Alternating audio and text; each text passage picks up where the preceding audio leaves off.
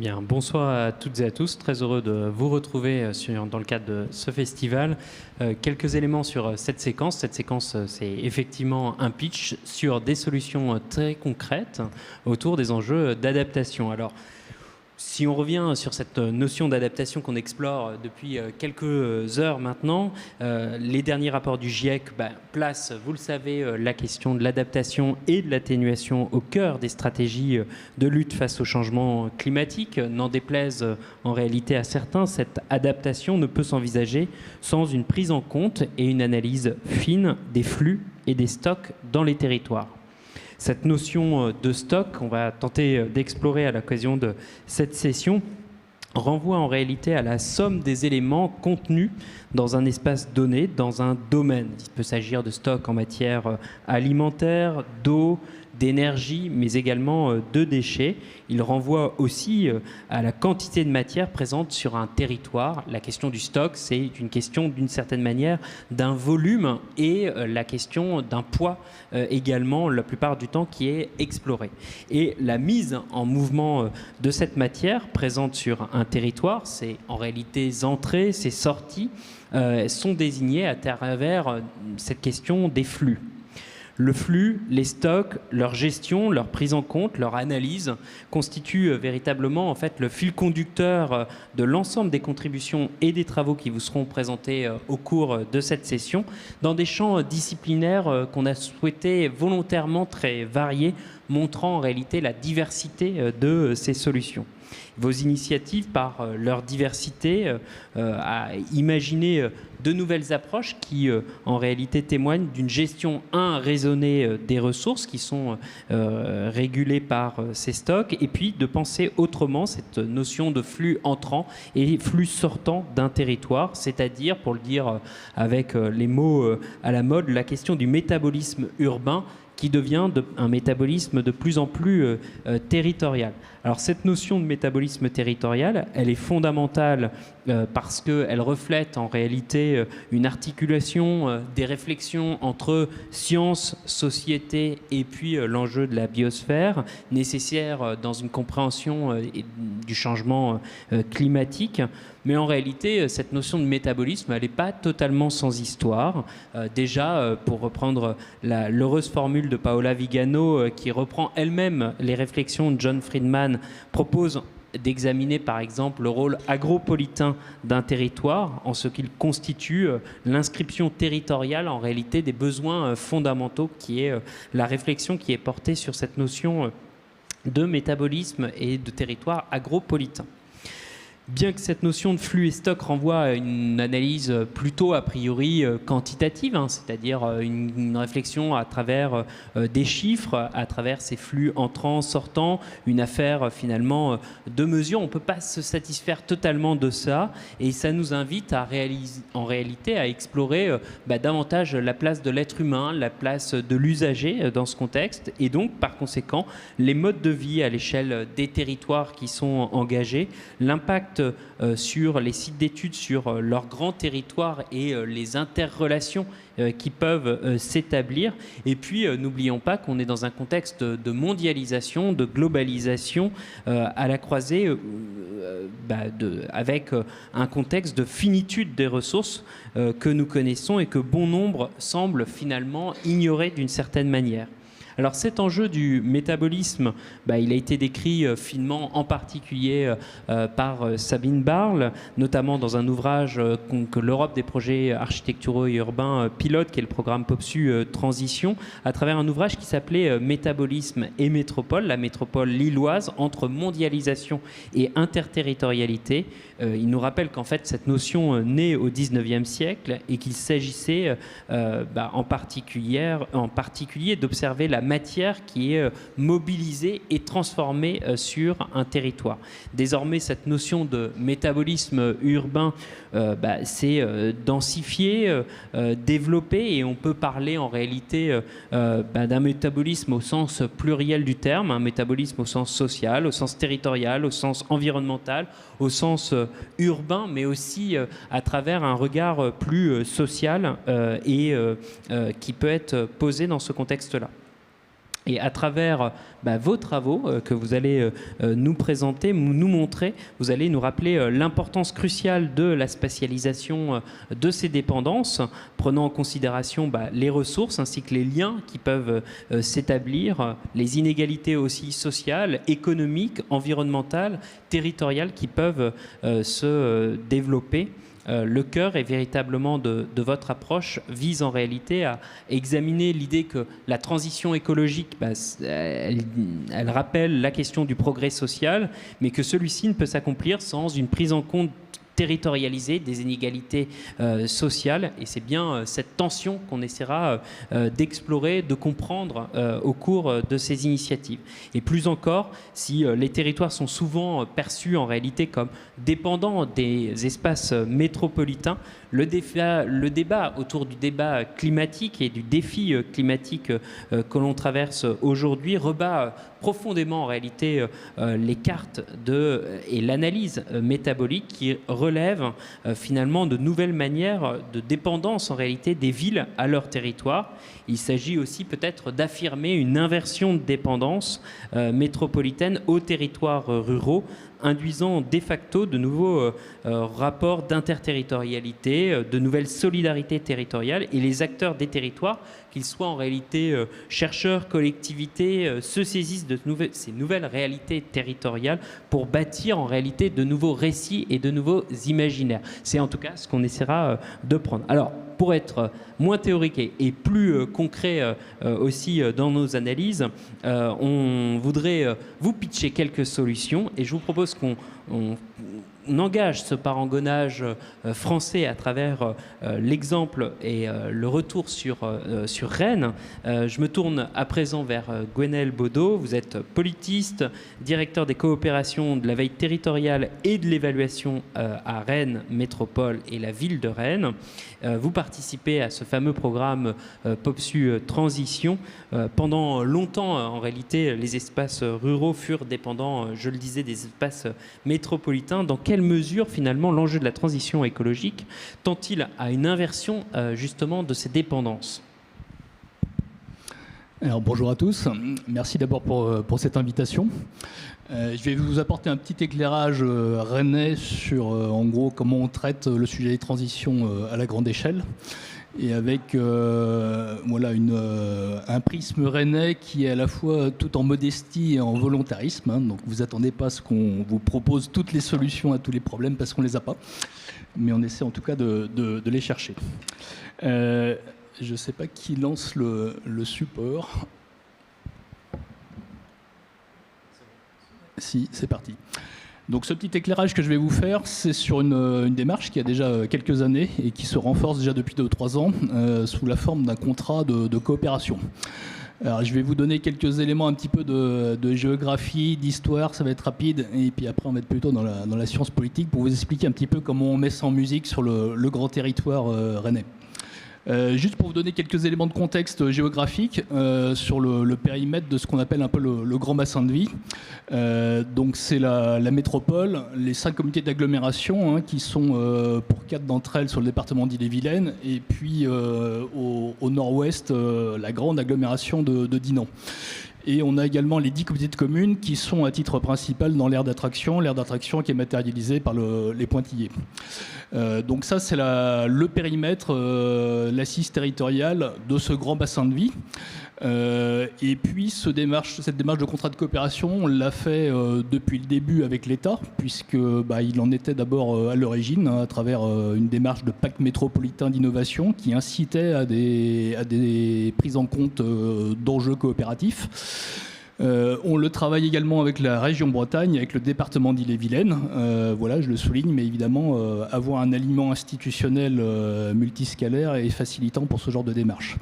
Et puis j'y reviendrai, mais on a mobilisé tous les partenaires qui disposent d'une ingénierie pour ne pas se substituer à ceux qui sont déjà en capacité de produire de la connaissance et de faire avancer les démarches coopératives sur ce grand territoire. Donc quelques éléments d'histoire. J'évoquais le pacte métropolitain d'innovation en 2017. Donc Rennes Métropole avait décidé de se positionner sur les mobilités intelligentes et au-delà des projets métropolitains, d'avoir un premier volet avec des financements spécifiques pour engager des démarches de coopération sur un sujet, les mobilités, qui semblait amener une forme d'évidence pour nous et pour les EPCI, tant les mobilités évidemment font fi des frontières politico-administratives. Donc dans le nouveau mandat, la présidente de Rennes Métropole a fait une démarche multibilatérale pour aller voir les 15 autres PCI, faire un premier bilan de cette coopération et réfléchir sur les attentes qu'ils pouvaient avoir sur possiblement d'autres thématiques sur lesquelles des démarches coopératives étaient souhaitées. On a remouliné tout ça dans un grand séminaire de travail avec une centaine d'élus en 2021, un regard de grands témoins. On avait fait venir Jean-Marc Hoffner qui nous avait amené un petit peu son regard et qui avait fait partager tout ce qu'on peut attendre et les vertus des jeux coopératifs. Et tout cela a amené à définir en fait les contours du contrat de coopération sur 4 thématiques. On a évidemment gardé le sujet des mobilités, l'aménagement et le développement économique, les transitions écologiques et également le tourisme durable. Tout ça s'est inscrit après dans des démarches plutôt contractuelles, donc dans les CRTE mis en place par l'État, les contrats entre l'État et les EPCI, dans le contrat métropolitain de Rennes, et une préfiguration en fait d'un contrat de coopération qui, après la réunion des groupes de travail, s'est stabilisé en 2022. Donc on a un contrat sur 7 ans. Et un plan d'action, en gros, de 2022, 2024, même 2025. La gouvernance, en 2 mots, c'est assez classique. On a des groupes de travail sur les 4 thèmes, dans des formats techniques et des formats politiques. Et puis un comité de pilotage plénier qui se réunit chaque année. Et également un groupe de coordination générale. Donc on copilote avec le SGAR, puisqu'on a gardé le copilotage de la démarche avec l'État, avec l'idée aussi que l'État est un tiers de confiance par rapport à des EPCI qui sont pour certains ruraux, périurbains, de toutes couleurs politique, et que c'était aussi intéressant de garder le copilotage avec l'État, même si c'est plutôt la métropole qui est aiguillon sur cette coopération. Quelques grands principes qu'on a mis en place et qui sont, alors je ne vais pas dire que c'est les gages d'une réussite, en tout cas c'est ce qui nous a permis aujourd'hui de passer à l'échelle et d'avancer positivement sur cette démarche. Donc la complémentarité, la subsidiarité, il ne s'agit pas de faire à la place des EPCI, mais plutôt de se saisir d'objets qui soit font sens à la grande échelle, soit sur lesquels bien souvent le manque d'ingénierie empêche les uns et les autres d'être à la hauteur des enjeux. Tout en s'appuyant, je l'évoquais tout à l'heure, sur les expertises existantes, en ne cherchant pas à s'y substituer. La géométrie variable, engagement à la carte, tout est ouvert à tous les EPCI, mais aucun EPCI n'est obligé de s'inscrire dans telle ou telle thématique ou dans telle ou telle action. Et puis le partage de leadership avec l'idée aussi d'être dans le copilotage, voire le pilotage par certains EPCI, et que la métropole ne soit pas forcément sur le pilotage de l'ensemble. Donc derrière, on a des outils qui sont quand même importants pour la mise en œuvre de cette démarche-là. Au-delà du contrat de coopération première mouture, on a, dans un dialogue fructueux avec l'État et la région locale, réussi à mobiliser une partie de l'enveloppe du contrat de plan et du contrat métropolitain. Donc c'est 1 million d'euros, c'est quand même un carburant qui n'est pas inutile pour mettre en œuvre des projets collaboratifs à cette échelle. Je ne l'ai pas évoqué aussi, mais nos 16 intercommunalités, c'est quand même 1 million d'habitants. Et puis on mobilise potentiellement d'autres dispositifs quand ils sont soit incitatifs, soit entre guillemets permissifs pour des réponses à la grande échelle. J'évoquais les ressources extérieures, alors ça peut être des ressources de l'État, des collectivités évidemment, mais on a aussi à travers l'agence d'urbanisme, à travers le syndicat départemental d'énergie, à travers les acteurs qui travaillent sur les questions d'emploi, de tourisme, de développement durable, beaucoup d'ingénierie mobilisable, et donc c'est l'ensemble de ces acteurs qui font partie, je dirais, d'un projet d'intelligence collective à l'échelle de ce grand territoire. Alors, je ne vais pas vous présenter l'état d'avancement et les solutions qu'on est en train de réfléchir ou de mettre en place à l'échelle des 4 thématiques. Je vais peut-être focuser très rapidement sur 2-3, puis je pense qu'on reviendra peut-être sur certains. Donc, sur la mobilité, je l'ai dit, mais il y a évidemment une évidence à travailler sur la grande échelle. Il y a une évidence à travailler sur une ingénierie mutualisée. Donc là, typiquement, quand on fait une enquête ménage, quand on mobilise l'agence d'urbanisme, quand on coproduit actuellement une étude sur les aires de covoiturage structurantes avec les EPCI. Voilà, c'est autant de dispositifs qui permettent aussi de traiter du sujet des mobilités à la grande échelle. Sur l'aménagement et le développement économique, c'est un sujet qui est fortement ressorti dans les échanges bilatéraux que j'évoquais tout à l'heure, avec notamment, avant même que le ZAN soit mis en place, la bonne compréhension par les EPCI qu'il fallait mieux maîtriser et mieux contraindre les implantations logistiques. Donc là, il y a tout un travail pour définir un cadre commun d'accueil des fonctions logistiques qui se traduit à minima par une charte qui se déploiera après dans les documents de planification respectifs des EPCI, et puis des réflexions en cours pour voir si on ne va pas un petit peu plus loin, pourquoi pas avec un examen partagé des propositions d'implantation qui sont faites, voire peut-être aller à terme sur un espèce de compte commun sur nos enveloppes foncières disponibles dans le cadre du ZAN. Sur les transitions, on a le sujet majeur, et ça intéressera sans doute un des intervenants de la production d'ENR sur le territoire.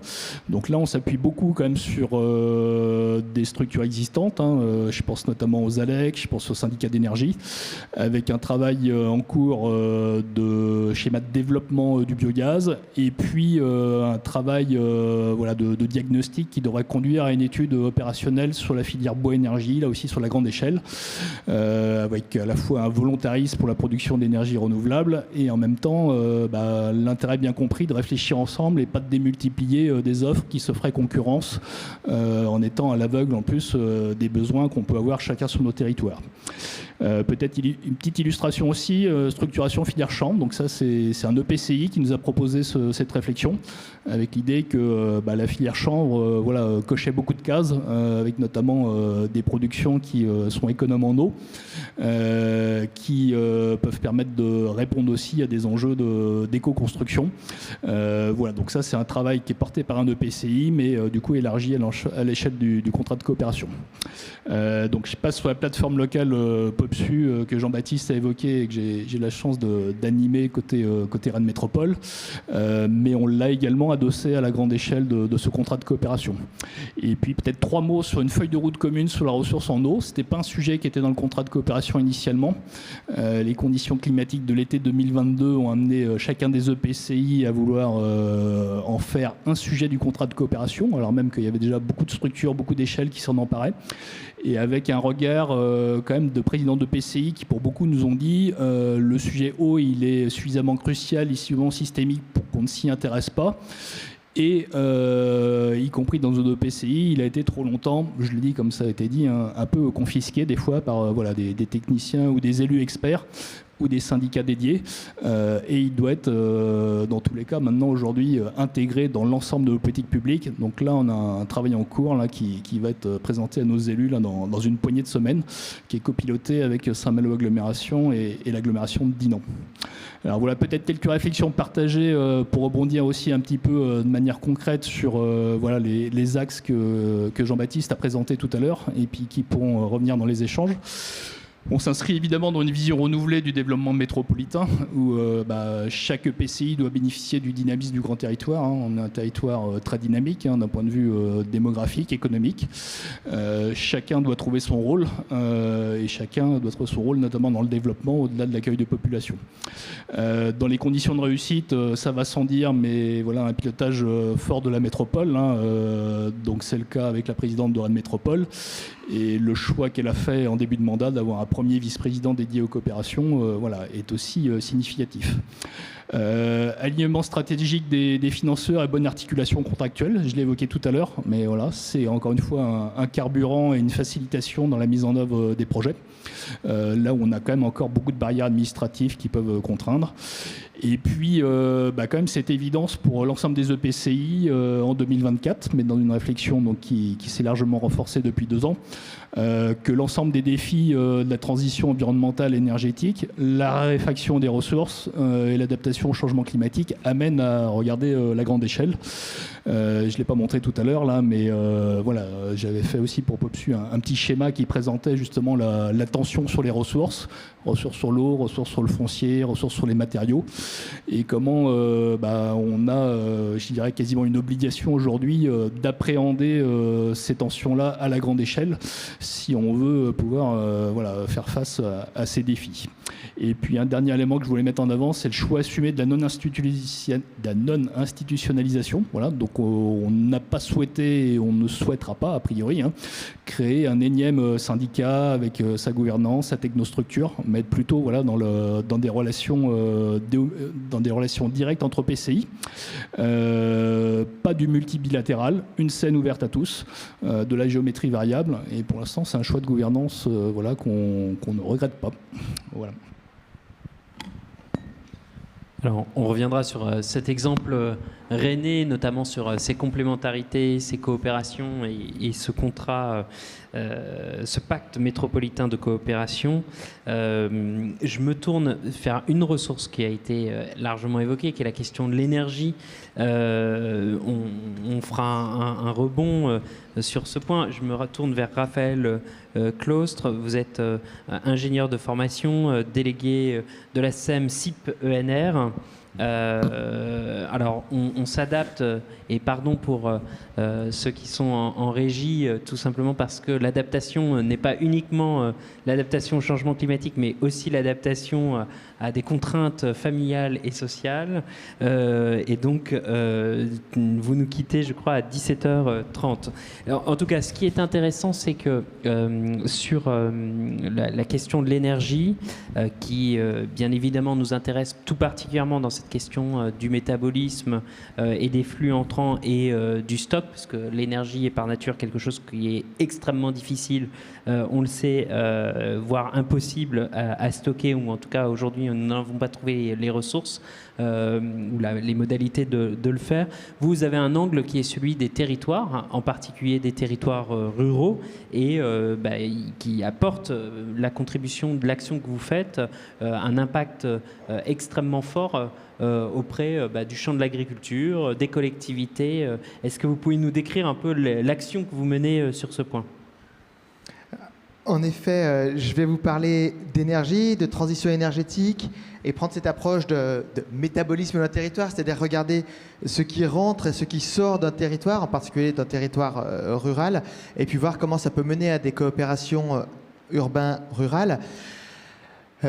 On parle beaucoup de stock et de flux, et l'idée là est, dans la transition énergétique, de passer essentiellement d'un système énergétique qui repose essentiellement sur la consommation de stocks d'énergie fossile, qui est la très très grande majorité de l'énergie qu'on consomme en France, en Europe, dans le monde, pour aller vers une logique de consommation de flux, alors soit de consommation d'énergie d'origine renouvelable, soit d'économie d'énergie, les deux pouvant être vus comme des flux, en cherchant à ne pas consommer plus que nous recevons de ces flux.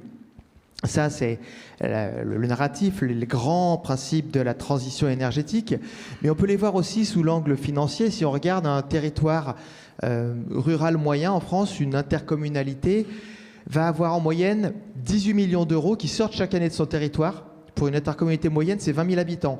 Donc 18 millions d'euros qui sortent de ce territoire chaque année pour acheter de l'énergie qui, en plus, est très, très majoritairement fossile, qui en plus est très polluante et qui très majoritairement vient de dictature.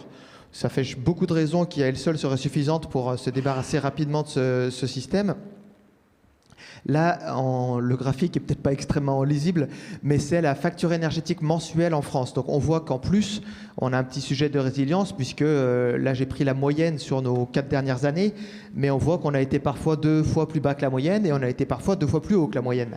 Donc aujourd'hui, on est à 5 milliards d'euros par mois, et donc 60 milliards d'euros par an en France, et je l'ai ramené à un territoire, à une intercommunalité moyenne de 20 000 habitants.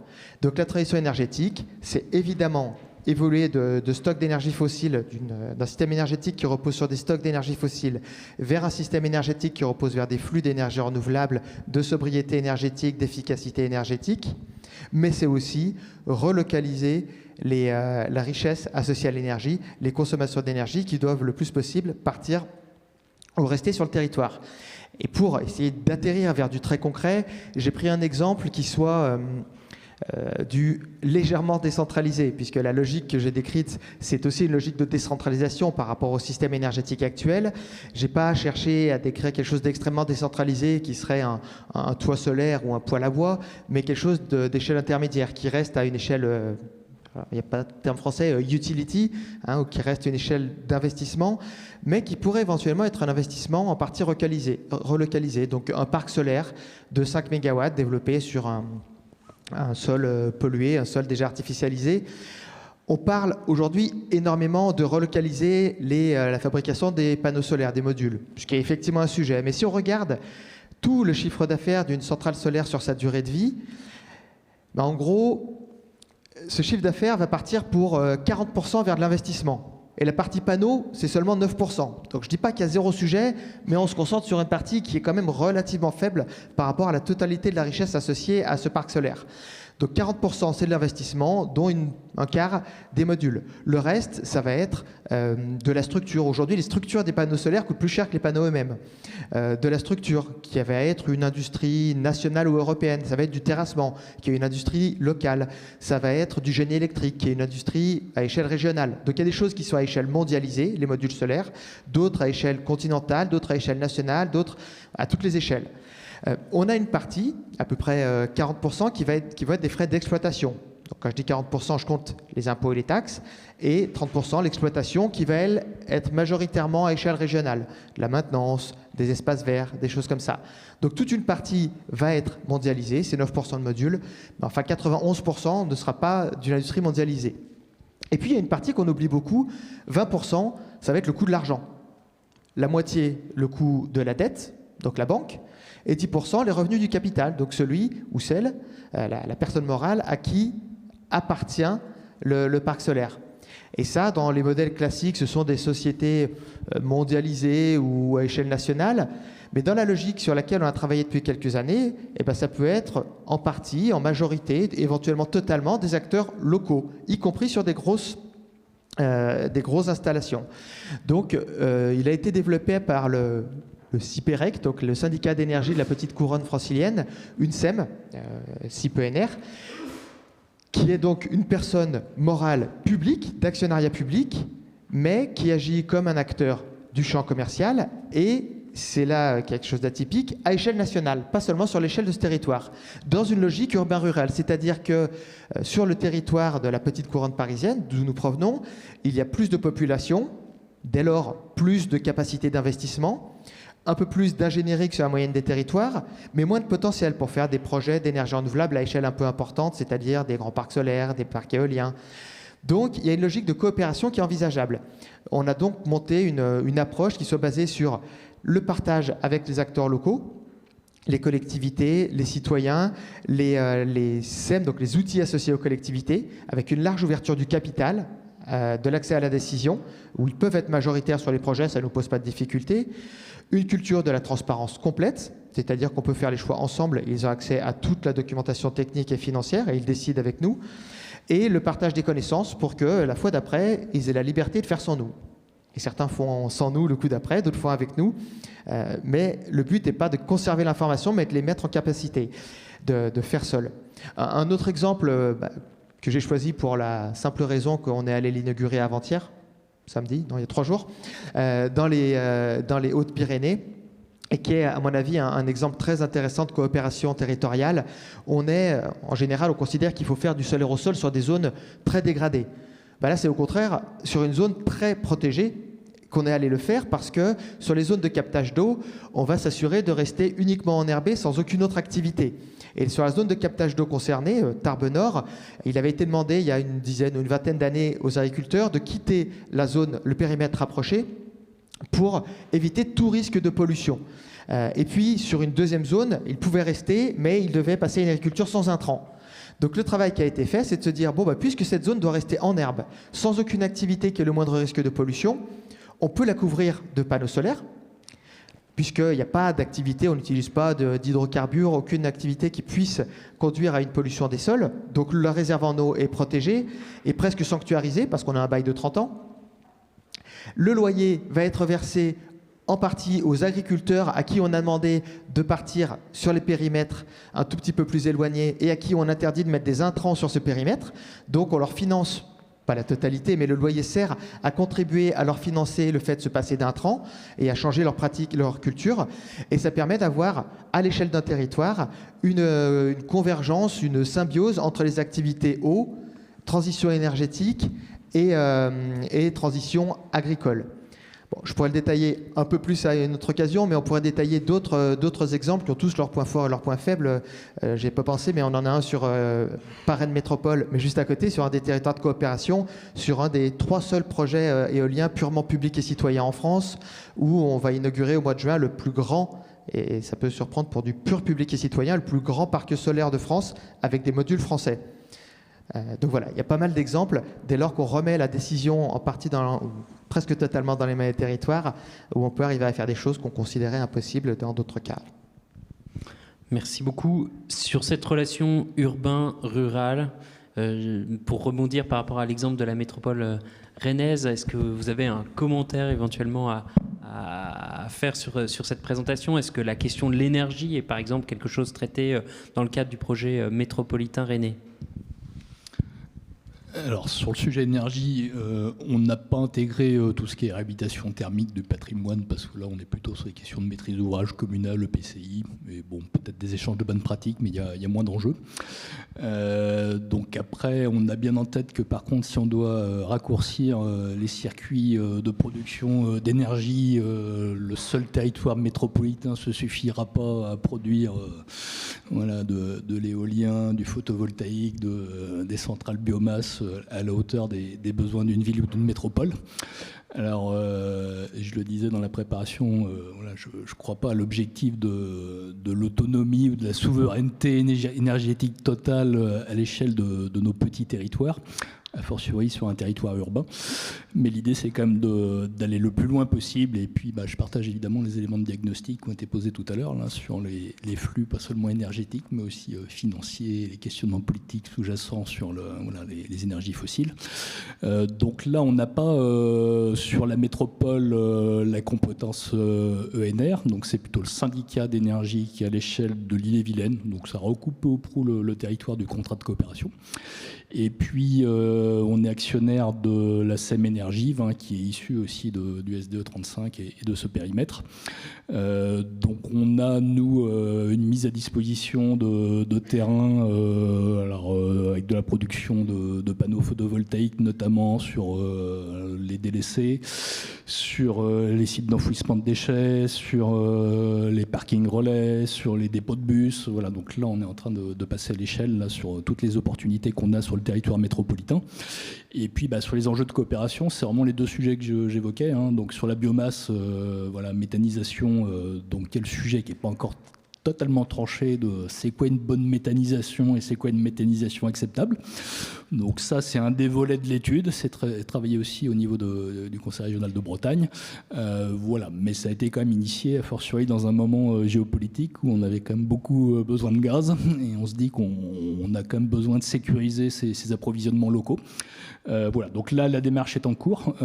C'est un prestataire là, qui travaille avec nous. Et d'ici 8-10 mois, on aura un schéma de développement du biogaz à la grande échelle. Et puis sur le bois énergie, on a évidemment nous, territoire du contrat de coopération et notamment la métropole, consommateur de biomasse. On a des centrales biomasse. avec des contrats, avec des opérateurs économiques qui ont quand même des fois un peu du mal à nous garantir la nature de l'approvisionnement de la biomasse. Donc on est content de brûler du bois pour notre énergie, mais on se demande d'où il vient et s'il vient pas de l'autre bout de la Terre. Donc on a évidemment là aussi envie de raccourcir les flux d'intrants et donc voir comment mieux utiliser le potentiel sur le territoire. Et là aussi, plutôt que d'aller chacun sur sa centrale d'approvisionnement, sa plateforme, réfléchir un petit peu sur c'est quoi le potentiel bois-énergie sur ce grand territoire de ces intercommunalités et quels sont les projets qu'on doit développer au regard des besoins qu'on peut aussi additionner, acteurs publics et privés qui sont croissants. Voilà, donc en bonne intelligence collective, essayer d'avoir un diagnostic prospectif et puis des réponses globales là où on pourrait chacun faire le même exercice sur notre petit territoire et puis se rendre compte dans 2-3 ans que faute de se coordonner, en fait, on s'est mis en concurrence ou on a posé des diagnostics qui sont erronés. Donc tout ça, ça présente du temps d'échange, des coûts de transaction et en même temps, j'ai tendance à penser que ces coûts de transaction sur tous ces sujets-là sont minimes par rapport au coût de la non-coopération et à faire des projets qui ne se parlent pas, qui ne se concertent pas et qui peuvent aller même jusqu'à se concurrencer. Alors, Raphaël Claus, peut-être par rapport à cette invitation à dépasser en réalité les périmètres administratifs, vous y êtes d'une certaine manière, j'imagine, assez familier pour refonder en fait un dialogue d'interterritorialité, un dialogue de coopération entre territoires.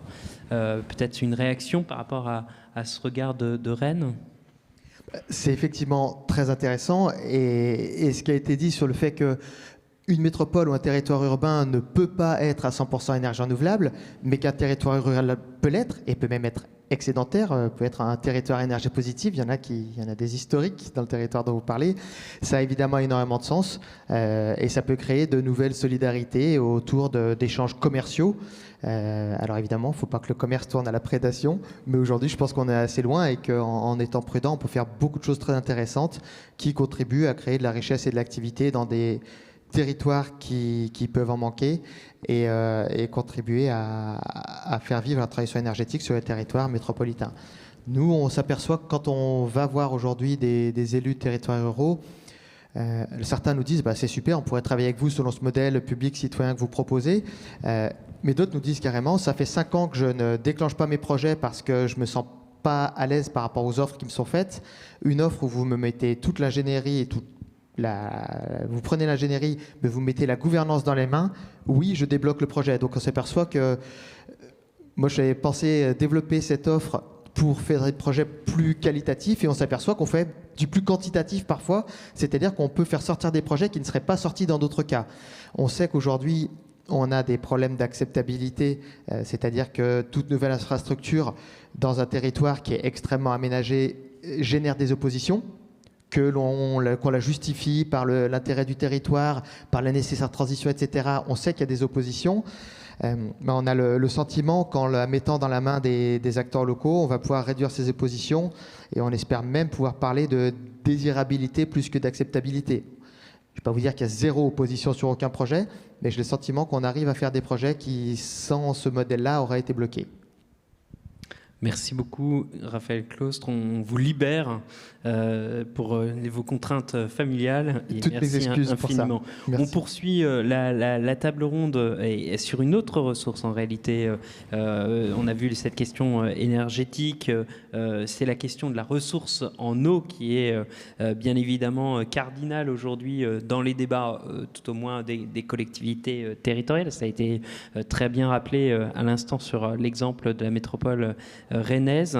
Aïda Alécha Amy, vous êtes architecte, paysagiste, vous êtes titulaire d'un doctorat de l'Université de Téhéran, vous êtes chercheuse associée à l'IPROS et aujourd'hui co-responsable de la chaire architecture de l'eau, ville et paysage à l'ENSA de Paris-Malaquais.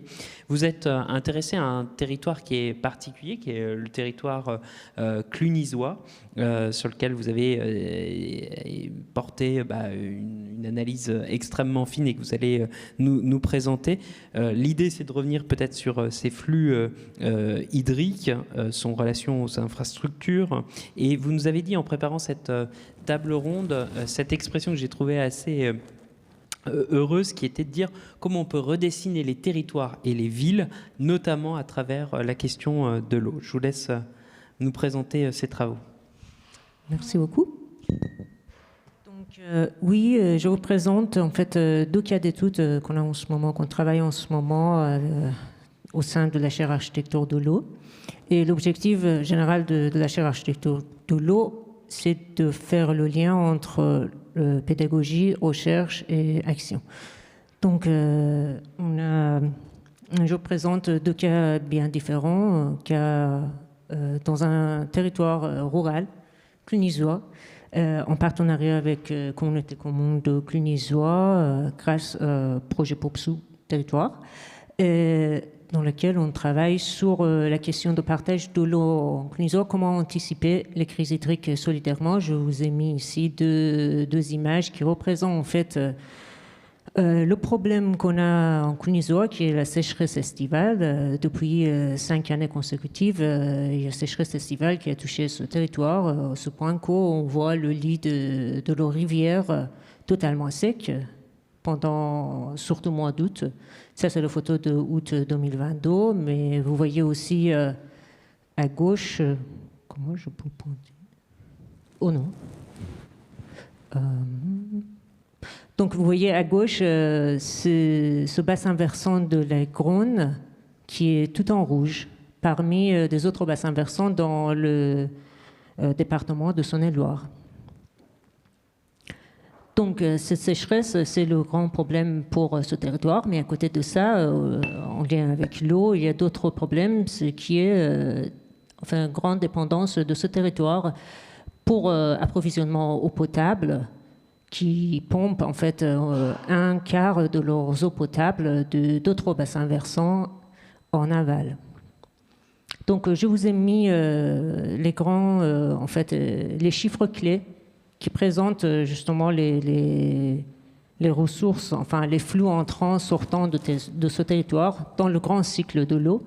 Les ressources qui entrent en fait dans le territoire, c'est précipitation. On voit que grosso modo 1 milliard mètres cubes, mais on voit que plus de 50% de cette ressource qui entre sortent directement avec évapotranspiration, donc sortent directement, on ne peut pas le toucher, et en partie qui s'infiltrent dans le sol.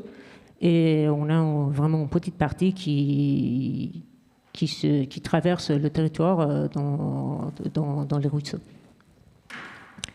À côté, je vous ai mis les chiffres clés pour petit cycle de l'eau, c'est-à-dire l'eau potable qu'on utilise. On voit très bien que c'est vraiment une partie vraiment mineure dans le cycle de l'eau, enfin dans ces flux hydrique. Je vous ai mis en rouge un constat qui est important, qui présente en fait la nature de géohydrologie de ce bassin versant. Les nappes de ce bassin versant sont plutôt les nappes fissurées, donc la vitesse de l'eau quand s'écoule dans la nappe, c'est super vite. On n'a pas vraiment un stock de l'eau dans la nappe. C'est grosso modo 20 jours. Si je vous donnais quelques références pour comparer avec Paris, bassin versant de la Seine, c'est quelques dizaines d'années, la vitesse. Vous voyez vraiment, c'est vite, quoi. Ça passe, ça entre et ça sort de territoire. Et donc, c'est pour ça qu'on a cette sorte de déséquilibre entre l'hiver et l'été. Quand on regarde les chiffres moyens, ok, c'est bien, on peut en sortir, mais quand on regarde surtout sur les temporalités, on n'a pas assez d'eau pour nos usages et consommation de l'eau. Donc, c'est sur ce problématique-là qu'on a proposé de faire ce projet de recherche-action, qu'est-ce qu'on peut faire en fait pour trouver une sorte d'équilibre entre les ressources qui entrent, entre les ressources qui sortent.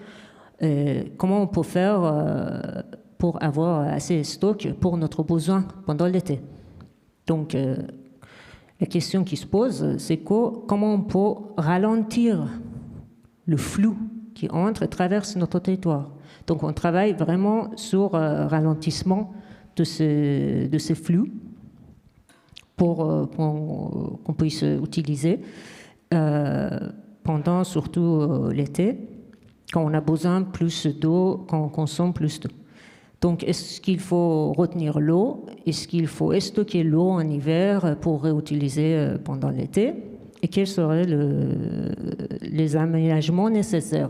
Nous sommes architectes, urbanistes, donc nos solutions, vraiment, on propose les aménagements spatiaux pour répondre à ce type de problématiques. Donc, on a commencé l'étude sur le Kulnizoa, on a constaté, je vous ai mis ici double... Enfin, comment je peux... c'est ça. Pardon. Donc, je vous ai mis ici une sorte de superposition, la carte Cassini, 18e siècle, et la carte d'aujourd'hui.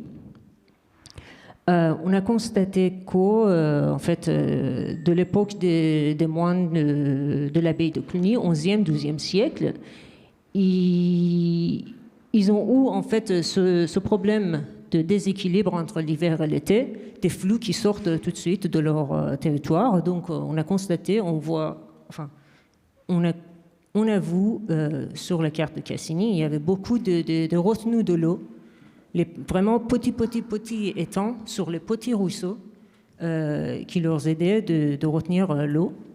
On a calculé grosso modo de 200... Comment?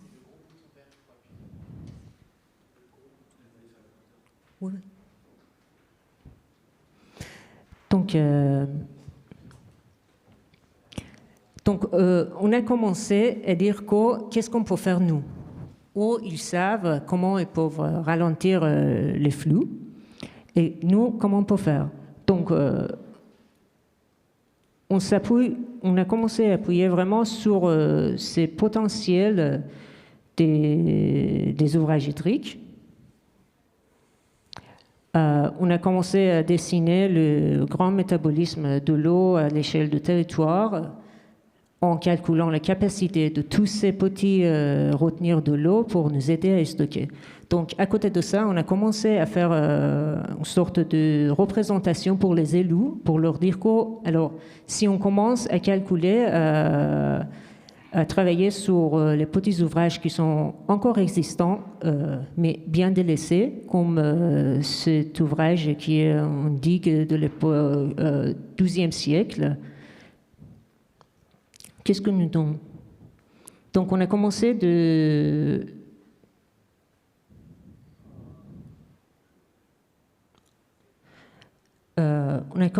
donner les exemples bien précis et calculer pour chacun de ces ouvrages sur leur versant.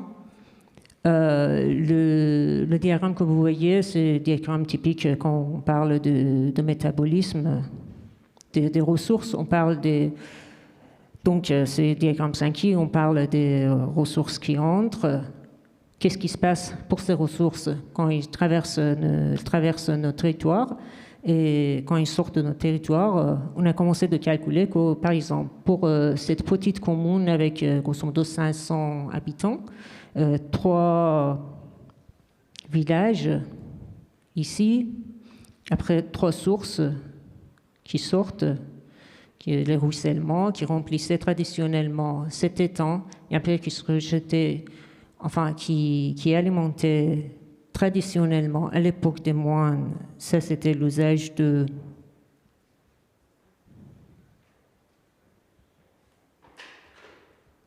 Donc c'était l'usage de l'énergie de l'eau pendant l'été pour les moulins. C'est vraiment une configuration qu'on trouve partout dans ce territoire. C'est-à-dire qu'il y a les sources qui sortent, il y a les digues qui ralentissent le ruissellement, il y avait les moulins tout de suite après les digues. Après, il y avait le rejet de ces digues dans la rivière. Donc on a commencé de calculer, de présenter que si on remet tous ces ouvrages, qu'est-ce qui nous arrive, qu'est-ce qu'ils nous donnent, et surtout quand on parle, je vous ai indiqué que ce qui est important pour nous, c'est surtout la temporalité, c'est-à-dire métabolisme moyen pendant 1 an, ok, c'est bon, mais ce qui est important, c'est de dessiner métabolisme en hiver et de mélanger, enfin de trouver un équilibre avec un métabolisme en été. Voilà, on a dessiné qu'alors si on donne une nouvelle vie à cet étang, quel type des usages, quel type d'activité, quel type de dynamique peut être ajouté à l'échelle de cette petite commune. Les étudiants, surtout c'était le travail qu'on a emmené avec les étudiants, ils ont commencé à calculer, dessiner la vie un nouvel étang sur 4 ans avec 2 grandes parties. Je ne veux pas rentrer dans le détail de chaque projet. Mais finalement, ça nous donne en réserve pour cet étang, c'était grosso modo 500 000 mètres cubes. On a proposé de le diviser en 2 parties, 70% directement pour régulation de la rivière. Vous pouvez imaginer que ça pourrait être multiplié par vingtaine, cinquantaine de petits éléments comme ça qui peuvent aider les étiages au moment pendant l'été. Et donc la nouvelle vie, comment ça peut intégrer avec les autres activités, des autres dynamiques pour aider en fait vivre les maraîchages, les arrosages, l'agriculture de ce territoire. D'autres projet qu'on a, c'est vraiment notre contexte, c'est contexte la ville de Paris. Le problématique est tout à fait différent, le contexte est tout à fait différent. Je peux dire que c'est l'inverse. Haut de Paris, Paris est doté vraiment une richesse d'avoir un réseau eau potable et en eau potable. Donc, vous voyez ici les ressources qui alimentent la ville de Paris, on capte, on transfère, après on stocke et après on redistribue dans la ville de Paris. Et c'est vraiment pour Paris Intramuros, c'est pas pour les banlieues. Et on a aussi d'autres systèmes que grâce à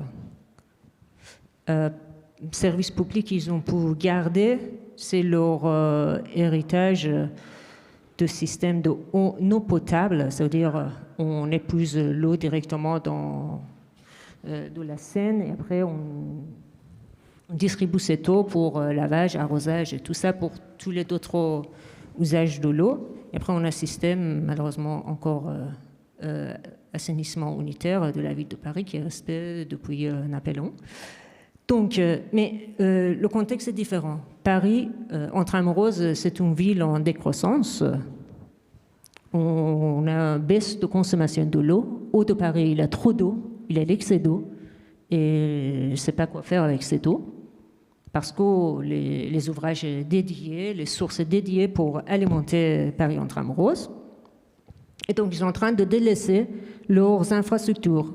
Par exemple, pour eau potable, ils ont déjà délaissé le réservoir Grenelle qui est là, moitié du réservoir Passy qui est là, et y compris aussi pour l'usage de l'eau potable. Donc j'ai mis quelques chiffres clés sur capacité de production de l'eau potable par jour. Ça dépend encore de la saison, mais c'est entre 500 mètres cubes. 500 000 mètres cubes jusqu'à 1 000 mètres cubes. C'est énorme. Donc, qu'est-ce qu'on fait? À côté de ça, on sait qu'au Paris, il a d'autres problèmes, surtout liés les défis climatiques. Vous connaissez sans doute le problème des îlots chaleur, évolution de température moyenne dans la ville de Paris, absence de la végétation dans une ville si dense, si minérale. Ajoutons à côté aussi qu'il y a toujours le problème des ruissellements urbains. Dès qu'il y a grande pluie, il y a les égouts qui rejettent directement dans la Seine. Voilà, il y a plein d'autres problèmes. Donc, qu'est-ce qu'on peut faire? On a cette possibilité qui sont les infrastructures en train d'être délaissées ou les infrastructures qui existent, qui sont cachées, on ne peut pas les voir, ils sont invisibles. Qu'est-ce qu'on peut faire avec ces infrastructures pour répondre à ces défis? Donc, on essaye de trouver les nouvelles fonctions, utilisations pour ces infrastructures, surtout pour répondre à ces défis climatiques, réchauffement climatique. Donc, avec les étudiants, on se branche vraiment sur les détails des infrastructures accessibles. Qu'est-ce qu'on peut faire? Par exemple, est-ce qu'on peut utiliser l'eau potable qui est accessible dans les bouches des incendies aujourd'hui pour se baigner à Paris, pour se rafraîchir à Paris? Après, c'est les questions aussi techniques. Est-ce qu'on peut bénéficier l'eau des bouches de lavage? Vous voyez ici, par exemple, ça c'est les bouches d'incendie, ça veut dire ici on a l'eau potable, ça c'est bouche lavage, on a l'eau non potable. On peut bénéficier de différents types de ces ouvrages pour rafraîchir la ville. On a fait pas mal d'études sur les différents types d'espaces, que ce soit la rue, les places, voilà, l'espace public, privé. Et comment on peut développer une série de dispositifs plus ou moins techniques pour raccrocher à ces ouvrages, pour utiliser cette eau. Donc, pour utiliser cette eau directement pour rafraîchissement ou indirectement pour donner la vie à une nouvelle végétation dans la ville de Paris. Moi, je ne connais pas beaucoup de villes dans le monde qui sont dotées de double réseau, eau potable et non potable. Une des villes que je connais, c'est Téhéran. Et vous voyez qu'ils ont bien bénéficié de leur système en eau potable, qui est système ancestral, comme système infrastructure hydraulique avant modernisation. Donc ils ont bien gardé, ils ont bien utilisé pour surtout rafraîchir la ville. Et ce qu'on cherche avec les étudiants, surtout pour le futur des infrastructures de eau de Paris pour lutter contre les défis climatiques. Merci beaucoup. Merci beaucoup pour ces éléments. Alors, ce qui est complètement fascinant dans votre présentation, c'est le caractère multiscalaire, hein, d'une certaine manière, le grand cycle de l'eau, le petit cycle, cette section que vous proposez sur la voirie, avec son atterrissage dans sa gestion à une toute petite, à une échelle très fine, replaçant en réalité au cœur la question de l'usager. On voit bien que la dimension environnementale, la dimension sociale sont aussi au centre, mais vous amenez une notion en plus qui est la dimension culturelle finalement associée à l'eau, on y reviendra.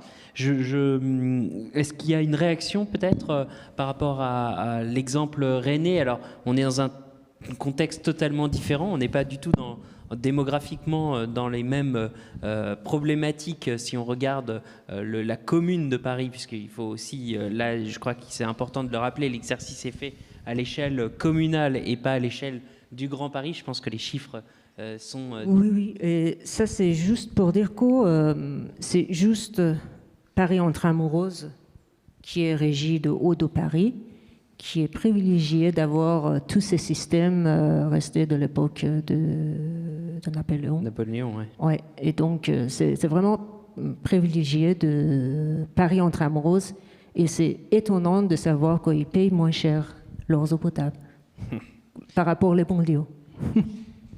L'exemple rennais. Alors, peut-être deux réactions en miroir, alors, sachant que je ne suis pas spécialiste de l'eau, mais peut-être un éclairage un petit peu sur le contexte rennais.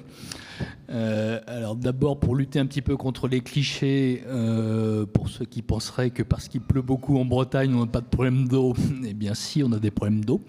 Alors d'abord, il n'y a pas mais des climats en Bretagne, et il pleut beaucoup moins à l'est de la Bretagne, là où est la métropole rennaise, qu'à l'ouest, première chose. Et puis la deuxième chose, c'est que notre approvisionnement en eau potable, il est très majoritairement et quasi exclusivement en eau de surface. Voilà, donc on a aussi une problématique hydrographique un peu spécifique. On travaille beaucoup avec les chercheurs, et notamment une chaire eau qu'on finance à la métropole, et qui a fait un travail de prospective là, qui nous questionne quand même quelque peu, puisque au regard à la fois des évolutions démographiques sur le bassin rennais, je le disais tout à l'heure, voilà, ne serait-ce que pour le développement endogène, on a quand même des perspectives démographiques qui sont assez élevées pour les 20 ans à venir. Et au regard de l'analyse qu'on peut faire de la transposition de ce que peut être un changement climatique à horizon 20 ans, avec peut-être moins d'eau et en tout cas des cycles de l'eau qui sont aussi différents, notamment sur plus d'eau en hiver, moins d'eau en été. Et puis au regard des tensions qu'on a connues à l'été 2022, il y a une prise de conscience généralisée que le sujet eau est possiblement un frein au développement et qu'on a vraiment un sujet central. Alors on a déjà eu des étapes, alors la ville de Rennes, je dirais comme tout territoire, comme Paris, a été chercher son eau à 50-60 km. On a des zones de captage à peu près sur les 4 cadrans de la métropole. Ça, j'ai envie de dire, c'est assez classique. Il y a déjà une étape qui a été franchie pour interconnecter les réseaux de façon à ce qu'on ait à la fois techniquement et dans une forme d'accord politique, capacité à, approvisionner chacun des territoires du grand bassin de vie en fonction des problématiques eau qui peuvent être différentes à un moment donné. Et on l'a vu notamment en 2022 où cette solidarité, là, elle a fonctionné à plein. Néanmoins, on a évidemment tous un effort à faire et un effort qu'on souhaite partager sur la consommation d'eau. Voilà, donc là, il y a des démarches qui sont initiées à plusieurs échelles. Alors, je le dis, mais parce qu'on l'a mis en place déjà il y a plusieurs années, et ça ne se sait pas toujours, mais on a été la première collectivité avec l'eau du bassin de Rennes à faire une tarification progressive de l'eau. Donc en gros, vous avez un espèce de palier qui correspond aux besoins vitaux de tout un chacun. Et puis après, quand vous êtes dans des logiques de consommation importantes, soit vous lavez votre voiture 3 fois par jour, soit vous avez une piscine, peu importe, vous payez un prix progressif. Voilà, donc ça, c'est quelque chose qui a été mis en place sur le territoire, qui fonctionne assez bien. C'est quelque chose qui pourrait être réfléchi pour les acteurs économiques, parce que pour le coup, pour les acteurs économiques, on est dans un système historique, mais qui est inversé, en fait. Donc plus on consomme, moins on paye, ce qui est quand même ce qui peut questionner. D'autant plus à un moment donné où on voit qu'on a des implantations économiques qui se confrontent à la problématique de l'acceptabilité, mais peut-être aussi de la faisabilité au regard de la ressource eau. On a eu des sujets qui ont fait parler un petit peu dans nos médias locaux ces derniers temps. Voilà, et puis je le disais, un travail en cours à l'échelle du contrat de coopération, mais qui va être présenté aux présidents et présidentes de PCI dans quelques semaines, donc je ne vais pas trop en dévoiler, mais pour essayer de voir comment on peut aller le plus loin possible, y compris dans nos politiques propres en tant que PCI, sur nos politiques d'aménagement, sur l'imperméabilisation des sols. Voilà, on a peut-être des questions de réutilisation d'eau, on a plein d'outils possibles dans notre boîte qu'on veut pouvoir développer de manière coopérative avec l'ensemble des EPCI, puisque au-delà des interactions techniques et politiques que j'évoquais tout à l'heure, on va quand même être confronté aux mêmes problèmes et pendant le temps long. Merci. Une réaction éventuellement ? Pas forcément, mais... Pas forcément, mais c'est intéressant parce qu'en Cluny-Zoa, on essaie, en fait, parce que le problème qui se pose, un quart de l'eau, c'est pompé de d'autres bassins versants. Mais le problème, c'est qu'on utilise l'eau potable pour tous les usages. Donc, c'est un problème qui est majeur quand même. Et donc, ce qu'on est en train de faire en Cluny-Zoa, c'est de réutiliser les ressources locaux, enfin proposer les ressources locaux pour les usages qu'on peut avoir, par exemple sanitaire, même pour les piscines avec un filtrage, on peut utiliser l'eau des ressources qui sont bien sûr non potables, mais on peut se plonger dedans. Aujourd'hui, on utilise l'eau potable pour les piscines. vous voyez, c'est de trouver une sorte d'équilibre, bénéficier de ressources locaux qui ont été délaissées après la modernisation des tuyaux, je veux dire. Et donc, c'est le projet qu'on est en train de faire en Cluny-Niçois, c'est se concentrer de trouver un nouvel usage pour les ressources locales. Merci. Alors, je ne voudrais pas qu'on fasse un impair, c'est que dès lors qu'on parle de métabolisme, en réalité, face aux défis climatiques, oui, on a les enjeux environnementaux, mais on a aussi les enjeux sociaux qui étaient posés. Et en préparant cette table ronde, on souhaitait vraiment pouvoir porter un regard sur ce sujet, et en particulier à travers le prisme des mobilités. Les mobilités qui sont en fait confrontées à un paradoxe, une controverse que résume assez bien François Hacher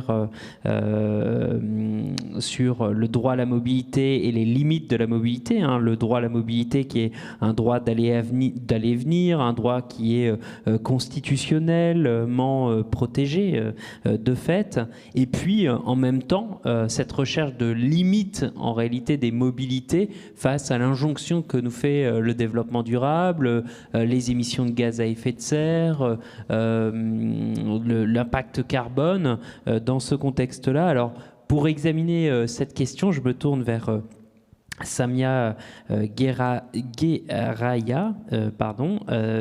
qui est responsable programme mobilité à la Croix-Rouge.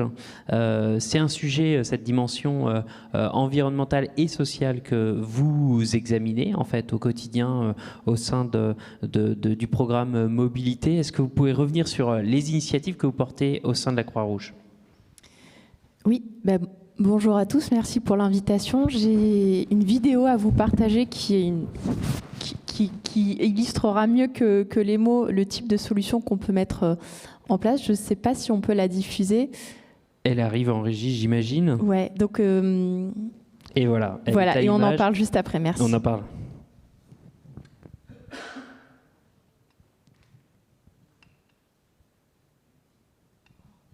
Alors, je suis sûr qu'elle va revenir dans quelques secondes et j'ai pas d'inquiétude. Est-ce que vous voulez commencer à évoquer ce programme et cette initiative ?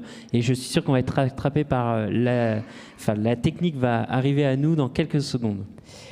Là, vous voyez en fait un de nos volontaires, Yves Duteil, qui est le responsable de l'antenne de la Croix-Rouge à Pontarlier dans le Doubs, et c'est un de nos 160 services de mobilité solidaire qu'on met en place à travers ce programme Croix-Rouge Mobilité que moi je coordonne au niveau national. Et donc on agit nous en faveur des publics qui sont plutôt isolés et vulnérables sur des services directs à la population. Donc juste pour vous poser le cadre, la Croix-Rouge française, qui n'est pas forcément connue sur ce type de service, est un opérateur complémentaire au dispositif de droit commun encadré par les collectivités et les autorités organisatrices de la mobilité, complémentaire des dispositifs d'accompagnement social aussi, sur ce qui, on va dire, sur les trous dans la raquette en matière de services. Et si on ne peut pas voir la vidéo, c'est pas grave, à la régie, il n'y a pas de souci. Quand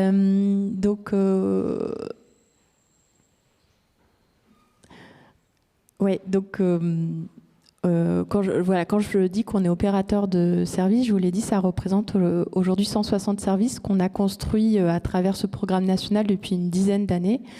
Et donc l'intérêt pour moi de participer à la table ronde avec vous, c'est d'aborder la question des mobilités et du transport, qui est effectivement le premier poste émetteur de gaz à effet de serre, mais de l'aborder sous l'angle des inégalités sociales et aussi territoriales. Et donc moi je voulais questionner avec vous le sujet des résiliences des populations les plus vulnérables, et aussi l'adaptation de nos réseaux de solidarité locale. Pourquoi on parle d'inégalité sociale ? En France, il y a plus de 4 millions de personnes qui ont accès à aucun moyen de transport, ni individuel, ni accès à un transport collectif. Et plus globalement, on parle de 13 millions de personnes qu'on dit en précarité de mobilité, c'est-à-dire que même si elles ont accès à un mode de transport, ça ne permet pas de pourvoir aux besoins du quotidien. Ouais, je vais avancer, puis après on pourra diffuser la vidéo. Donc ces populations qu'on verra dans le petit film ensuite, elles ont des profils en fait très différents. Évidemment, on pense Croix-Rouge, on pense peut-être à des personnes qui sont en difficulté économique, et il y en a. La grande précarité, l'exclusion, c'est tout le sujet des gilets jaunes, des gens qui avaient plus d'argent pour mettre l'essence ou pour racheter une voiture qui était tombée en panne.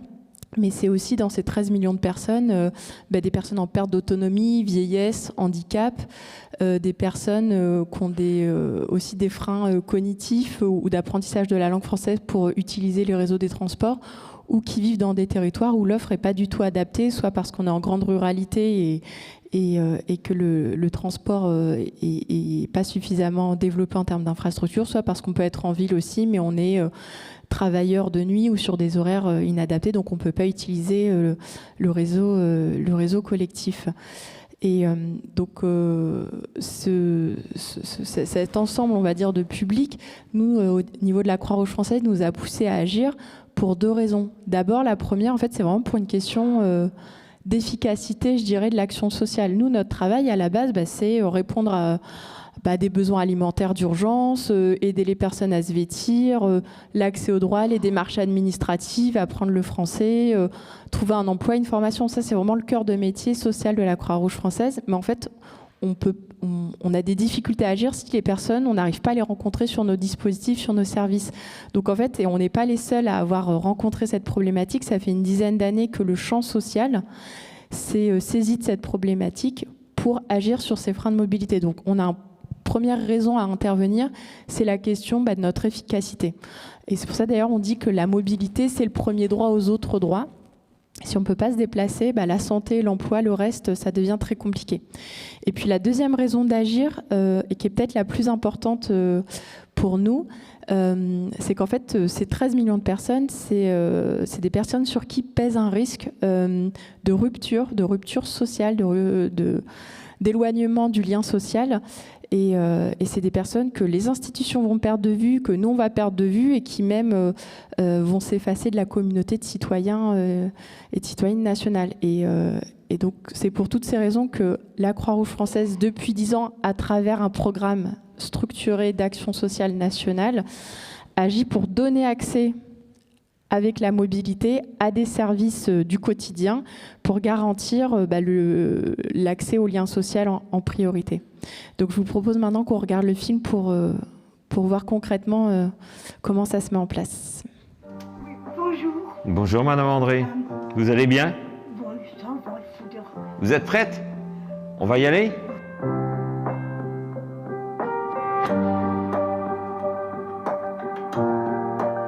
En voiture, Simone, c'est moi qui pilote. On démarre le dispositif Croix-Rouge Mobilité avec plusieurs actions, dont la mise à disposition de véhicules pour des personnes qui n'ont plus de moyens de locomotion. Qui vous a dit qu'on pouvait venir vous aider? C'est l'assistante sociale, Oui. oui, qui m'a dit je vais demander à la Croix-Rouge qu'elle vienne vous chercher pour le vaccin et vous ramener. Ok.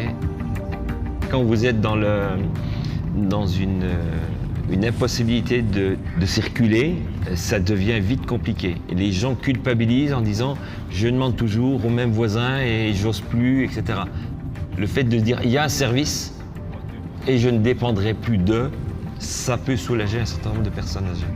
Ils nous disent « voilà, j'habite à tel endroit, est-ce que vous pouvez nous transporter? J'ai besoin de ceci, j'ai besoin de cela. J'ai rendez-vous chez l'ophtalmo, j'ai rendez-vous chez l'audioprothésiste. » Et donc, ils nous précisent effectivement les horaires et on organise le transport.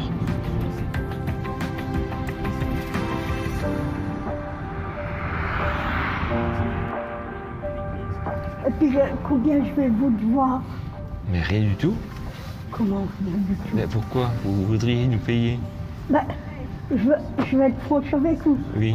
J'ai toujours peur, moi, De devoir quelque chose à quelqu'un. Oui, je pense que c'est pour embêter. Si vous avez besoin maintenant qu'on vous emmène faire un tour en ville, aller cueillir les jonquilles, tout ça. Hein? Regardez, vous voyez comme elles sont? On a passé un bon moment. Hein? Oh oui. Hein? Oh ben vous êtes des gens merveilleux. Hein. Hein? Je ne peux pas dire autrement. Merveilleux.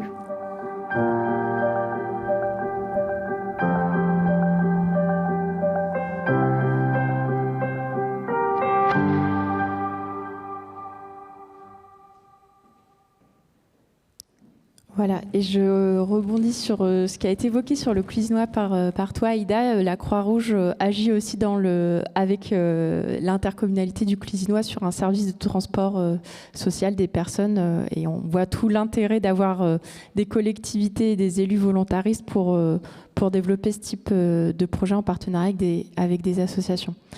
Donc, aujourd'hui, nous, notre activité, elle se complexifie avec la question de la crise climatique, je dirais de façon évidente, parce que le secteur des transports, qui est déjà le 3e poste des ménages en France, alors avant c'était le premier, mais bon, comme il y a eu l'inflation et que la crise du logement est toujours là, c'est l'alimentaire et le logement qui sont les premiers postes de dépenses aujourd'hui. Voilà, donc ça reste le 3e poste de dépenses, donc c'est déjà coûteux pour les ménages, mais en France, le modèle de notre déplacement est fondé sur les véhicules individuels, sur la voiture, et la transition en cours sur la mobilité, elle se fait plutôt par des choix industriels qui tendent à garder ce modèle-là de la voiture individuelle, mais de la faire évoluer vers les véhicules électriques hybrides. Et donc les conséquences demain, ça veut dire qu'en fait, les voitures thermiques qui sont moins coûteuses vont augmenter au niveau de leur prix, parce que la réglementation européenne et les restrictions de circulation liées aux zones à faible émission vont réduire la capacité à circuler avec ces voitures, qui en plus vont devenir plus coûteuses, et l'accès aux véhicules propres électriques, donc plutôt par le neuf, représente un coût encore important. Donc ça, c'est, je dirais, les raisons évidentes que vous évoquiez sur la capacité à accompagner toutes les populations sur cette transition écologique. Donc on a une problématique globale, mais qu'on ne porte pas uniquement à la Croix-Rouge. C'est comment en fait on contribue à une mobilité durable, mais qui soit juste et équitable sur le plan social. Donc nous on agit sur 2 types de solutions. La première, c'est effectivement ce qu'on vient de voir, c'est faciliter et assurer à tous la capacité de se déplacer. Ça passe par des solutions alternatives à la voiture individuelle, donc avec des transports partagés, des mobilités partagées, le covoiturage, mais aussi par une réflexion avec les collectivités locales sur la tarification des transports, et puis peut-être de façon plus structurante sur l'accès au transport, sur la prise en compte des besoins des populations les plus isolées, qui ne sont pas très bien connues, dès l'élaboration des services de mobilité. Il y a aussi le sujet de la compétence. Parfois, on ne sait pas se déplacer, donc comment on fait monter en compétence, comment on fait acquérir du savoir bouger auprès de l'ensemble des populations. Donc ça, c'est un premier levier à actionner. Et puis le deuxième, c'est de prendre un peu le sujet dans l'autre sens. On parle de mobilité, de l'injonction à la mobilité. C'est vrai, avant, il y a à peine 50 ans, l'ensemble de nos activités, de nos besoins du quotidien cohabitaient sur un périmètre de 6 km.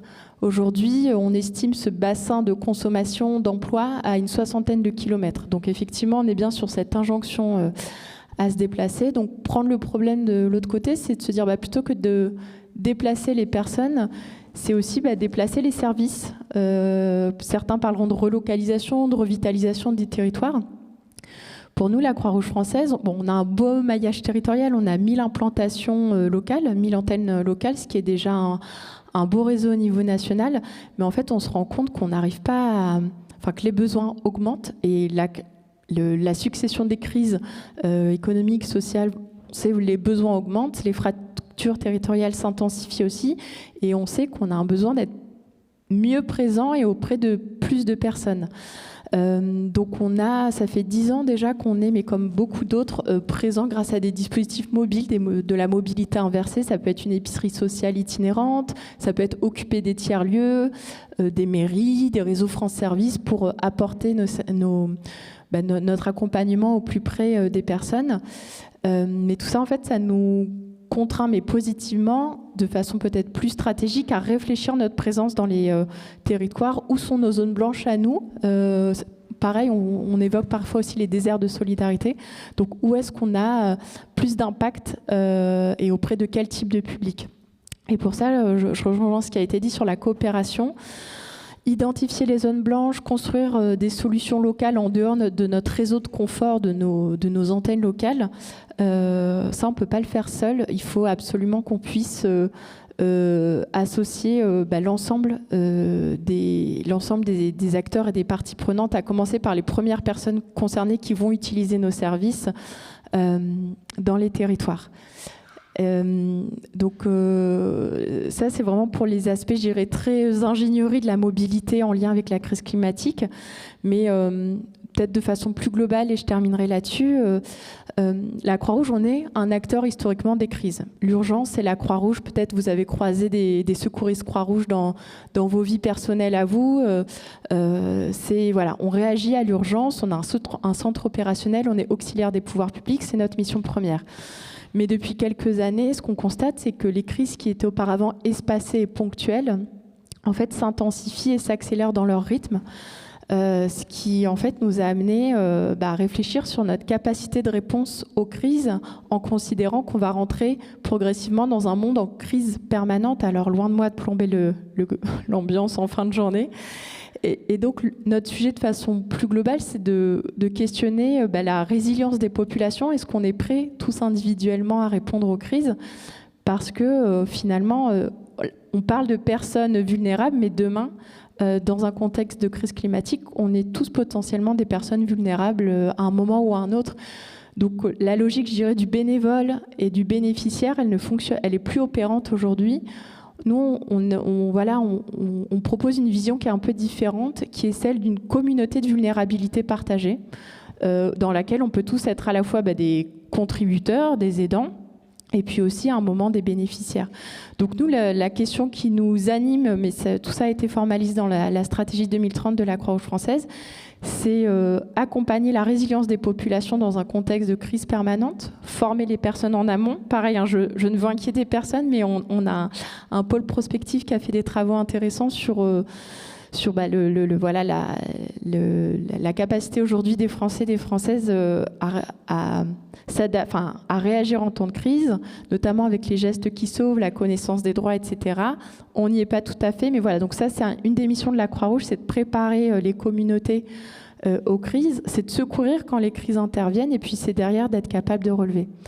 Donc finalement, dans ce qui nous intéresse sur les mobilités, c'est à la fois de repenser notre présence territoriale, de faciliter les flux de personnes et les flux de services dans une logique de communauté d'entraide où les contributeurs et les bénéficiaires sont finalement les mêmes personnes et les mêmes acteurs. Voilà, donc je m'arrêterai là sur le sujet. Vous posez un sujet qui est celui de la relation entre le local et le plan national. On voit bien cette articulation et ce jeu d'échelle qui s'opère. Et en même temps, on s'est posé et interrogé à l'occasion de l'ensemble des présentations et en préparant cette table ronde sur finalement un retour très fort du local. Est-ce que la solution peut être trouvée comme le seul déterminant qui doit être l'alpha et l'oméga, le seul objectif? Et pour ça, il y avait une citation qui était assez forte sur ce retour au localisme, à l'autonomie, qui est encore une fois pas l'autarcie, on disait en préparant cette table ronde. Cette citation, c'est celle de Jean-Marc Hoffner dans son dernier ouvrage Anachronisme urbain, qui dit que cache cette quête en réalité de l'autosuffisance alimentaire. Est-il grave que la métropole bordelaise ne dispose qu'en réalité que d'un seul jour d'autosuffisance, que l'Île-de-France ne produise que 6% de sa consommation de pommes, mais en réalité 158% de celle de ses salades vertes? La ville ne vit-elle pas des échanges commerciaux comme des superflus de la production rurale? En réalité, finalement, est-ce qu'on doit toujours tout trouver dans cette solution du local? Est-ce en réalité la solution à tout? Est-ce que on a quelques retours d'expérience sur le Clunisois, sur Rennes, sur cette initiative qui vient d'être présentée de la Croix-Rouge? Il commence. Je veux bien me lancer. Je l'évoquais tout à l'heure, là,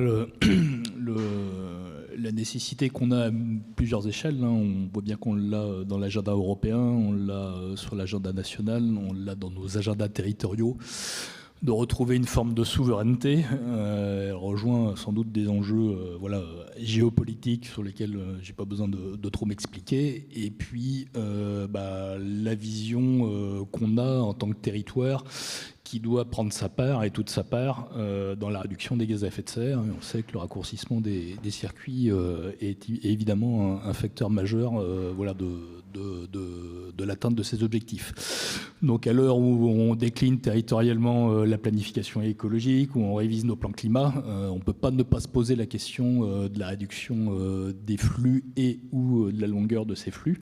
Sur tous les sujets, on a évoqué l'énergie, on peut évoquer l'alimentation, on peut évoquer la mobilité. En même temps, je le disais tout à l'heure, là à titre personnel, je ne crois pas à un territoire urbain qui serait totalement autonome, souverain ou autarcique, selon le terme qu'on veut employer. Sur la question de la mobilité, je ne les ai pas présentés tout à l'heure, là, mais nous on a objectivé le grand territoire du bassin de vie que je vous ai présenté tout à l'heure, à travers un travail qui a été fait par l'agence d'urbanisme et qui mettait en avant les flux de mobilité. Mais aussi, c'est quoi le périmètre où je vis et je travaille, où j'ai accès à une offre de santé, où j'ai accès à l'offre éducative ou l'enseignement supérieur. Donc c'est ça qui a donné un petit peu le choix de ce grand périmètre de bassin de vie. Ce grand périmètre de bassin de vie, alors certains pourraient imaginer qu'il puisse faire l'objet d'une institutionnalisation avec peut-être un jour une collectivité qui traiterait de tous les sujets. Moi, j'y crois pas trop. J'y crois d'autant moins que sur le territoire que je vous ai présenté tout à l'heure, il y a des identités culturelles, politiques, des histoires qui font que ça n'aurait pas forcément de sens et ce serait sans doute un peu artificiel. Donc, d'où les enjeux de coopération. Mais c'est clair que sur la mobilité, on est vraiment au croisement des enjeux majeurs. Alors, c'est fin du monde et fin du mois, mais c'est aussi, tu l'as dit, un peu le droit à la mobilité versus les enjeux et les objectifs qu'on se donne dans nos plans climat respectifs, en intégrant une dimension qui est essentielle aux yeux de mes élus, qui est la transition socialement juste, et avec l'idée que de toute façon il n'y aura pas d'acceptabilité sans transition socialement juste. Et donc sur la résilience, je pense notamment à une partie de la population qui, des fois par choix, mais des fois aussi par obligation, parce que le coût du foncier le permet. En plus sur le territoire rennais, on a quand même 2 fois 2 voies gratuites, donc ça facilite un petit peu la capacité d'aller chercher le foncier là où il est pas cher et là où il est sympathique. Donc on a beaucoup de couples avec enfants, biactifs, avec des salaires qui sont pas très élevés, qui font ce choix. Et donc il y a vraiment la difficulté de la résilience de ce modèle. Comment on fonctionne avec 2 voitures, surtout si l'emploi reste concentré sur la métropole. Donc c'est un sujet global d'aménagement, de développement sans doute peut-être plus polycentrique, et puis de trouver des solutions. Et il n'y a pas une solution sur la mobilité, d'autant plus qu'il y a beaucoup d'acteurs, l'État, la région, le département, la métropole, les EPCI, chacun a sa petite part dans les solutions. Donc nous déjà poser des diagnostics, mutualiser de l'ingénierie et commencer à réfléchir ensemble à des solutions. Je ne dis pas qu'on a toutes les solutions sur la métropole, mais quand on a 2 lignes de métro, un projet de 4 lignes de trambus, un réseau express vélo qui est quand même maintenant bien dimensionné, on a en tout cas des réponses quand même assez efficientes sur la métropole. Dès qu'on va en deuxième ou troisième couronne, par nature, c'est plus compliqué.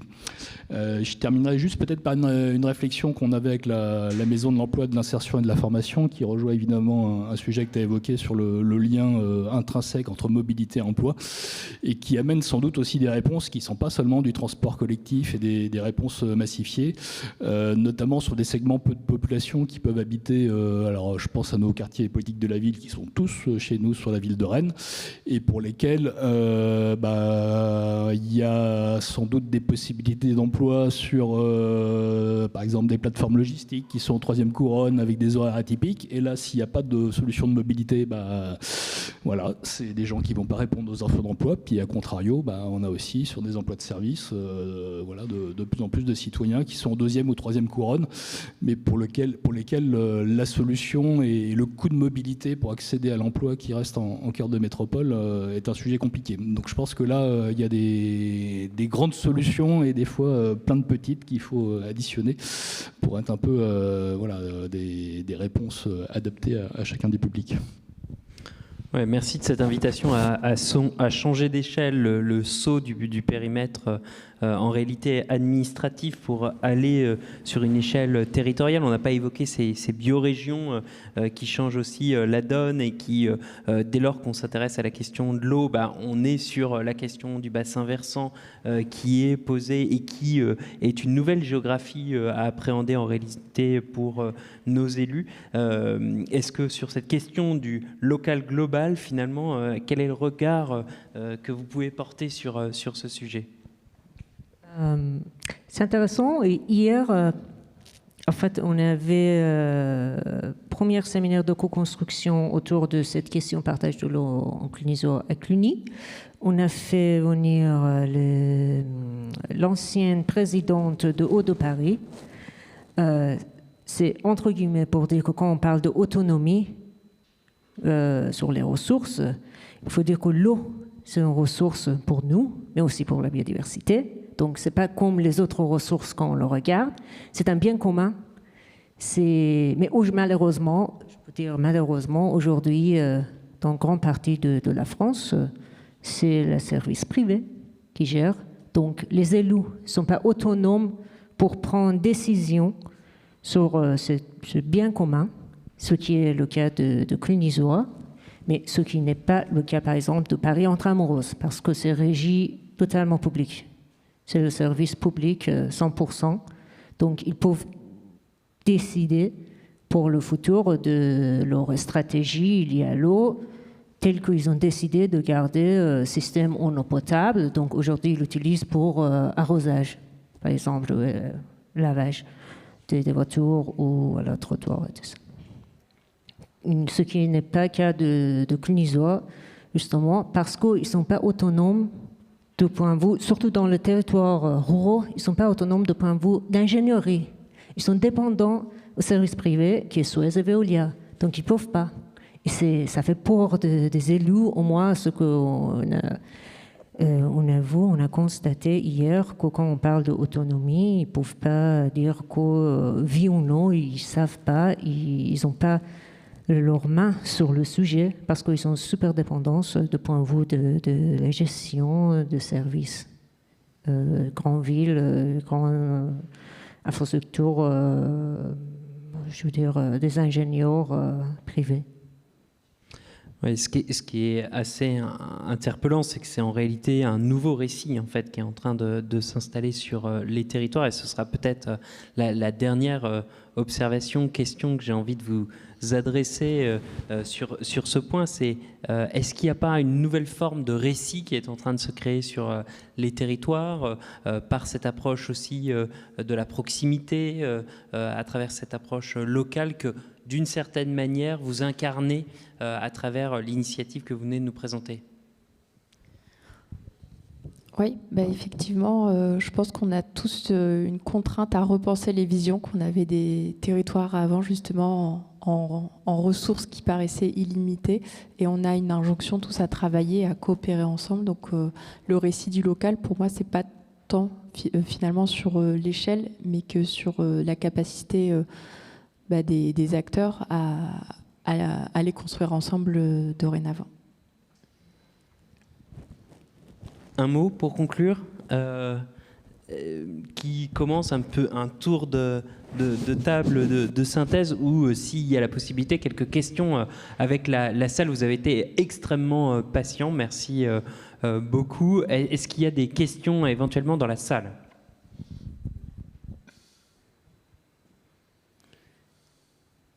Oui, monsieur. Et si vous voulez bien vous présenter.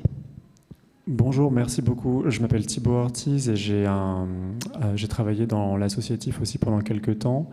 Et je trouve le concept, Madame Gariac, vous avez exposé de la communauté de vulnérabilité commune, je ne sais plus si c'est la formulation exacte, qui a l'air d'être tout à fait pertinente, effectivement, en vue des risques qui vont être agrandis et probablement partagés de plus en plus. Est-ce que vous avez des exemples de mise en pratique de ce concept où quelqu'un peut être à la fois bénéficiaire et aidant? Merci. Oui, déjà peut-être 2 exemples, 2 illustrations. On a beaucoup d'antennes locales qui prennent en charge des populations migrantes sur leur route migratoire et en fait, généralement, elles s'inscrivent dans leur parcours d'arrivée sur le territoire français et d'intégration, un engagement à la Croix-Rouge française, donc elles deviennent bénévoles, mais de façon accompagnée et encadrée, comme un vecteur finalement d'inclusion citoyenne. Et dans ce cas-là, c'est des personnes qu'on va accueillir et pour qui l'engagement bénévole volontaire va devenir une forme d'appropriation des réseaux de solidarité française, de notre manière de fonctionner. Et donc, on peut avoir des bénévoles qui vont amener du soutien à d'autres personnes dans une démarche elle-même de relèvement ou de parcours. Ça, c'est pour un premier exemple. C'est par exemple le cas en Guyane ou c'est sur les territoires ultramarins où c'est très prégnant. Et puis là, sur la mobilité, typiquement, on peut prêter une voiture Croix-Rouge française à quelqu'un. On a des contrats de prêt pour 72 heures.